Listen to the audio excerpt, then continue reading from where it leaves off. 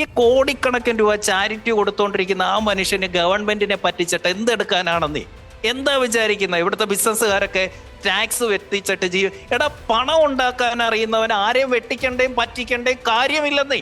ഇത് ഉണ്ടാക്കാൻ അറിയാത്തവന്മാരാ പറ്റിച്ചുണ്ടാക്കാൻ ശ്രമിക്കുന്നേ. ഈ പണം ഉണ്ടാക്കാൻ ഒരിക്കൽ പഠിച്ചു കഴിഞ്ഞാൽ പിന്നെ ആരെയും പറ്റിക്കണ്ട. അത് ഈ ഉണ്ടാക്കാൻ അറിയാത്തവന്മാർ ഈ സോഷ്യൽ മീഡിയ ഇരുന്ന് കമന്റ് ഇടുന്ന ഇന്നലെ കുറെ പേർക്ക് അങ്ങ് സന്തോഷമായിട്ടുണ്ട്.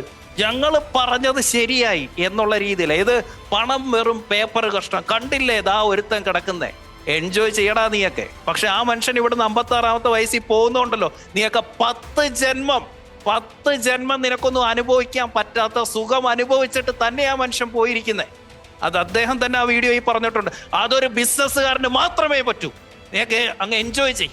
ഒരുത്തന്റെ മരണം, ഞങ്ങളുടെ കൂട്ടത്തിൽ ഒരുത്തന്റെ മരണം നീയൊക്കെ ആസ്വദിക്കുന്നേ. പക്ഷെ 10 ജന്മം നീയൊന്നും വിചാരിച്ചാൽ ഞങ്ങളുടെ ഒരു ദിവസത്തെ സുഖം അനുഭവിക്കാൻ പറ്റത്തില്ലടാ. അതാണ് സത്യം.